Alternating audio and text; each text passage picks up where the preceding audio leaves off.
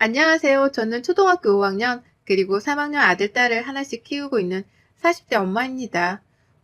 9월 중순에 다다라 추석도 끝내놓고 뭔가 한 해를 벌써 마무리해야만 할 것 같은 아리송한 기분이 드는데요.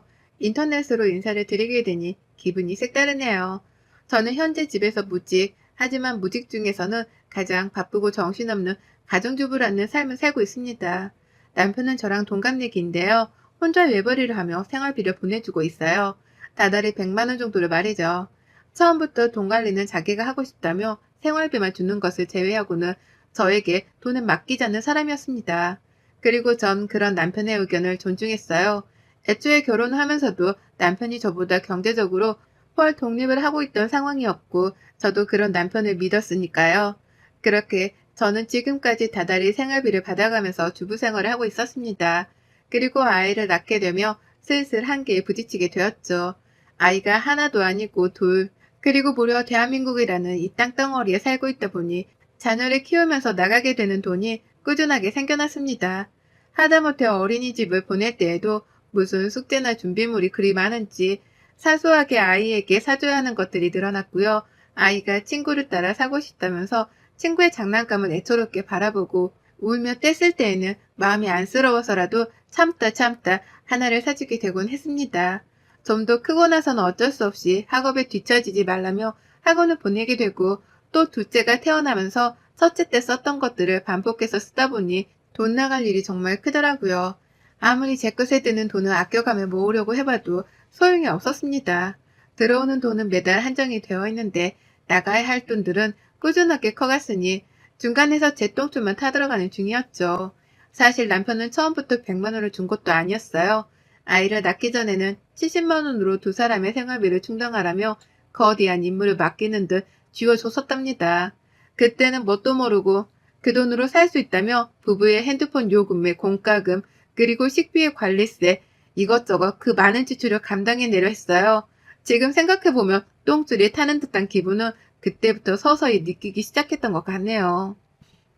그러다 결국 아이를 낳고서는 도저히 생활비만으로 아이 기저귀 하나조차 사기가 버겁다고 애원을 해서 겨우 100만 원을 받아내기 시작했고요.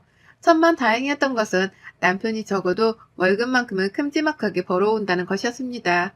제가 알기로는 세후 600만 원 정도를 받고 있고요. 그 덕에 급한 일이나 큰일이 있을 때에는 남편을 믿고 돈 문제를 해결할 수 있었습니다.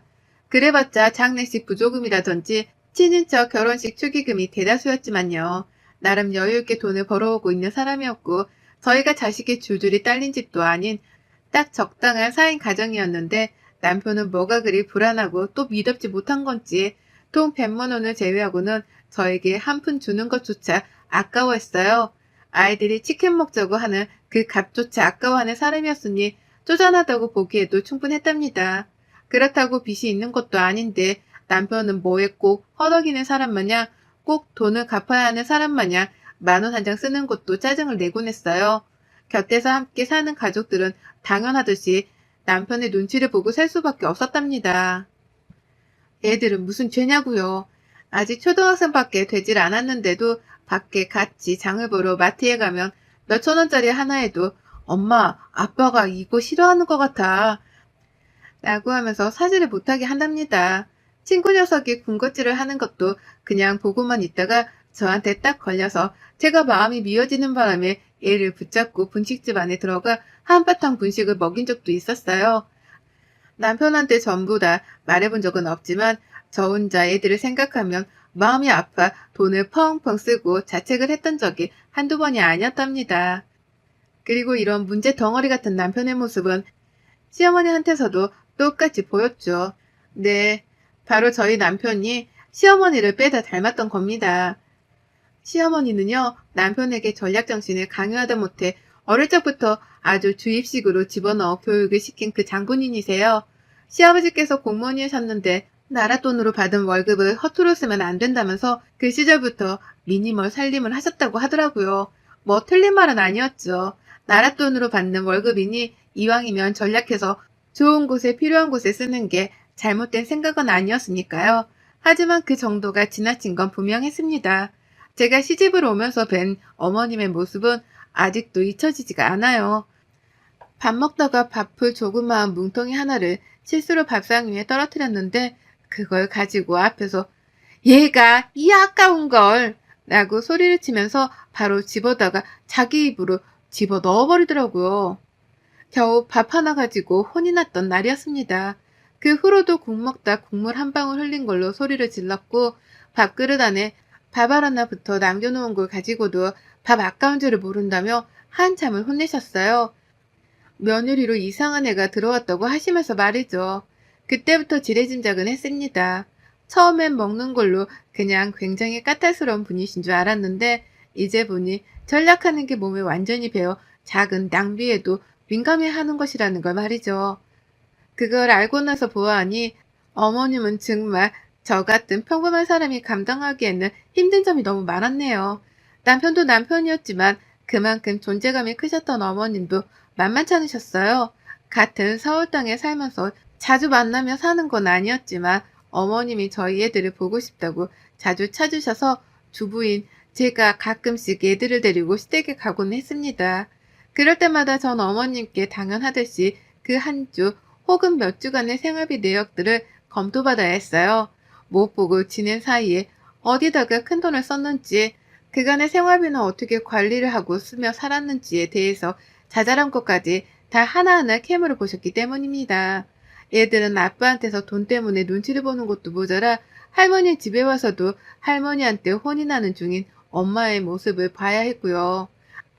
저는 쩔쩔매면서 그간에 돈 쓴 것들, 애들 학원비며 간식비 등 사소한 것들까지도 시어머니께 말씀을 드렸어요. 이걸 원하신 건지는 모르겠으나 제가 그렇게 다 말씀을 드리고 나면 그제서야 어머님은 그래 이번에도 수고했다 나가 라고 하시면서 만족하다는 듯 고개를 끄덕이셨고요. 한두 번도 아니고 만날 때마다 이런 식으로 저희 집안 사정 가계부를 꿰뚫어 보려고 하시는 어머님의 태도는 날이 갈수록 대범해졌어요. 처음엔 단순하게 돈 쓰는 걸로 궁금해하고 내역을 알려고 하시더니만 슬슬 제가 대답도 잘하고 제 허리끈을 조여가면서 돈을 아끼고 사는 것이 보여 실증이라도 나신 건지 애먼 곳에 초점을 두시더라고요. 제 복장 말입니다. 한 번은 애들 학교에 갈 일이 있었습니다. 학부모 모임 때문이에요. 제가 주부이긴 하지만 그렇다고 집에서만 입는 후줄근한 옷을 입고 나갈 순 없잖아요. 제 아이가 제 복장 때문에 기죽는 것도 못 볼 일이었고요. 그래서 급한 대로 방법을 찾았습니다. 생활비 100만 원으로 인해서 새 옷을 살 수는 없었고요. 쪽팔림을 머금고 저희 큰언니한테 부탁을 해서 옷을 빌려 입고 갔어요. 네, 남편이 월급을 몇백이나 벌어오는데 저는 꼴랑 100만 원을 쪼개가며 살면서 옷 하나도 제대로 사지를 못하는 처지였던 겁니다. 그래서 언니한테 옷을 빌려 입고서는 아이 학교에 찾아갔고요. 그런데 시어머니는 그걸로 제가 새 옷을 산 줄 알았다며 저를 보자마자 옷을 한 줌 손으로 꼬집어 당기며 말씀하셨어요. 너 이거 새로 산 거니? 네가 무슨 돈이 있다고? 라고 말이죠. 옷을 샀으면 돈이 있었으니 샀을 것인데 어머님은 그걸로 다 큰 성인인 저한테 무슨 돈으로 샀는지를 물으셨습니다. 정말 이런 식의 질문이 너무 불쾌하고 듣기 거북스러웠지만 매번 저를 볼 때마다 물으시는 게 돈, 그놈의 돈 얘기뿐이었는지라 화딱지가 나 죽을 지경이었어요.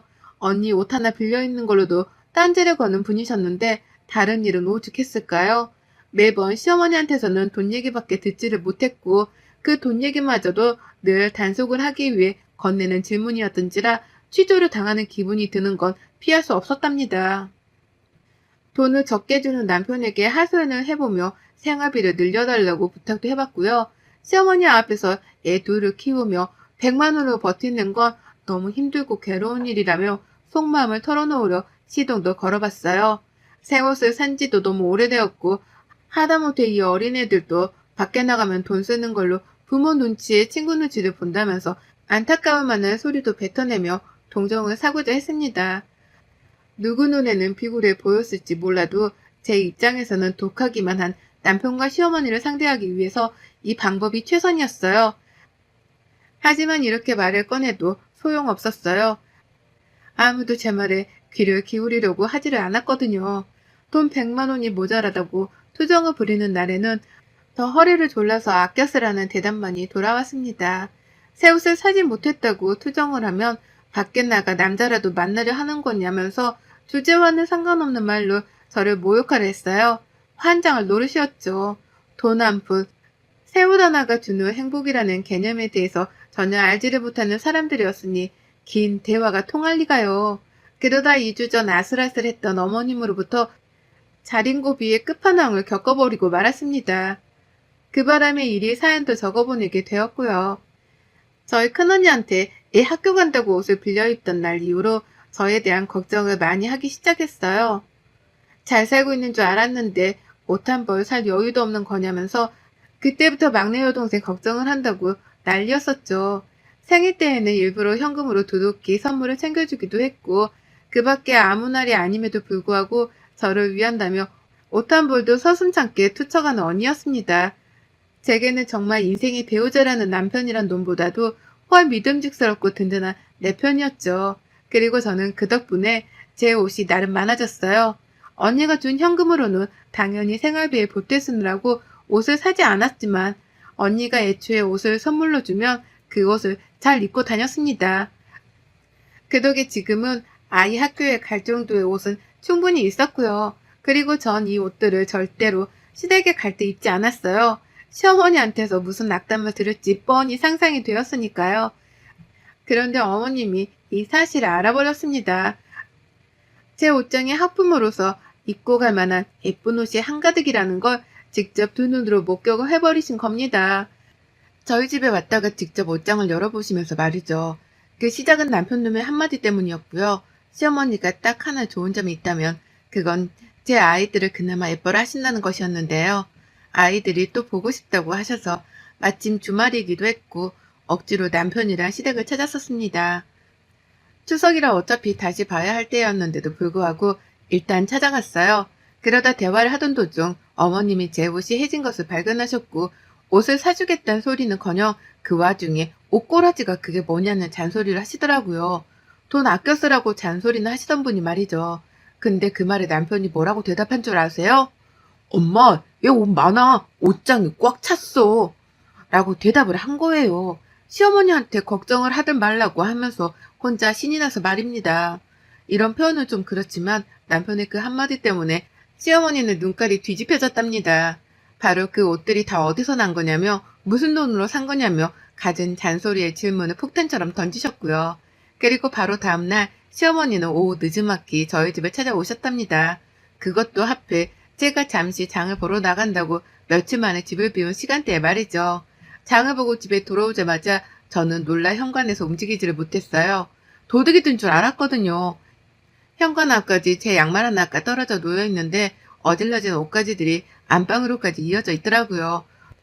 누가 집안에 있다는 생각에 겁이 덜컥 나서는 움직이지 못했고 안방으로 조심스럽게 갔다가 활짝 열려진 옷장을 보자마자 직감했습니다. 아, 시어머니가 오셨다 갔구나 라고 말이죠. 다른 건 하나도 건드리지도 않은 채 옷장만 딱 열려져 있고 그 안이 텅 비어져 있는데 옷의 행방을 찾을 생각도 안 했어요. 본능적으로 알아차린 거죠. 시어머니가 와서 옷들을 다 챙겨 갔다는 걸 말입니다. 바로 전날 시댁에서 그렇게 혼이 났으니 모를 리가 없었어요.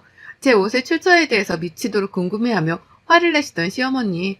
급기야 우리 집에 찾아와서는 내 옷들을 모조리 다 가져가셨구나 라는 걸 알고 나니 새삼 더 억울하고 화가 나 참을 수 없었습니다. 방금도 마트에 가서 얼마나 돈을 아끼며 장을 봐야 하는지 골머리를 알아가면서 눈치 보며 장을 봐왔거든요. 내가 먹고 싶은 밥 한 바가 눈앞에 보였는데도 순간 이거 몇 번 참으면 야채 하나를 더 사겠거니 하는 생각에 사보지도 못한 채 손에서 내려놨습니다. 꼴랑 그 아이스크림 하나 앞에서 비굴함을 무릅쓴 채로 내 처지를 한탄하며 장을 보고 집에 돌아왔어요. 그런데 집에 들어오자마자 보이는 모습이 난도질에 도둑질을 당한 내 옷장이라니요. 정말 나를 얼마나 더 하찮고 보잘것없는 사람으로 만들려고 이러는 건가 싶어 눈물이 막 흐르더라고요. 이 꼴을 당해내며 살아야 하는 내 처지가 너무 안쓰러워서 더는 못 참겠습니다.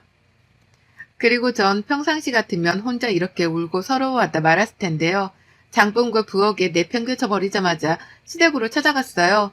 이번엔 시어머니보다 시댁에 먼저 도착을 해야겠다는 생각이 들었습니다. 지하철 타고 꾸역꾸역 시댁을 찾아갈 힘도 없었네요. 그래서 저도 모르게 택시를 잡아버렸고 에라 모르겠다며 그 택시비를 굳이 결제까지 하고서는 시댁에 도착을 했어요. 아니나 다를까 시어머니는 아직 집에 도착도 하지 못하신 와중이었답니다. 아무리 초인종을 눌러도 집안에서는 누구 하나 나오질 않았네요. 문 앞에 죽치고 서서는 미치도록 시어머니를 기다렸고요. 그러다 결국 마침내 제 옷장에서 훔쳐온 것으로 추정되는 옷가지들을 종량집 봉투 안에 꾸역꾸역 담아서는 그걸 계단으로 질질 끌면서 힘겹게 올라온 시어머니와 정통으로 마주쳐 버렸습니다. 시댁 앞에서 말이죠. 어머님은 처음엔 귀신을 봤다 싶었던지 눈을 껌뻑이시다가 제가 정말로 자신보다 먼저 시댁 앞에 와 있는 걸 보고서는 소스라치게 놀라셨어요. 전혀 예상을 못한 것이었죠. 너 왜 여기 있냐? 라면서 왜 왔는지를 뻔뻔스레 묻는 어머님의 질문을 뒤로한 채 저는 말했습니다. 문 열어주세요. 라고 말이죠. 시어머니가 처음엔 못 들은 척을 하려 하셨는데 전 재차 인사도 없이 본론부터 말했습니다. 문 열어주시라고요. 라고 말입니다. 그렇게 저는 시댁에 들어갔어요. 찬바람 쌩쌩 부는 그 차갑던 공기 속에서 저는 시어머니가 들고 계시는 제 옷 따위는 안중에도 없었습니다. 어차피 우리 언니 아니었으면 가지지도 못해서 못 드렸으니까요. 다만 며느리한테 돈 10,000원 한 장, 1,000원 한 장조차 살림에 보태쓰라면서 쥐어준 적이 없는 인색한 시어머니가 며느리한테 옷 한 벌을 선물해주기는커녕 옷장을 털어서는 멋대로 도둑질을 했다는 사실 자체는 그 누구도 부정할 수 없었습니다.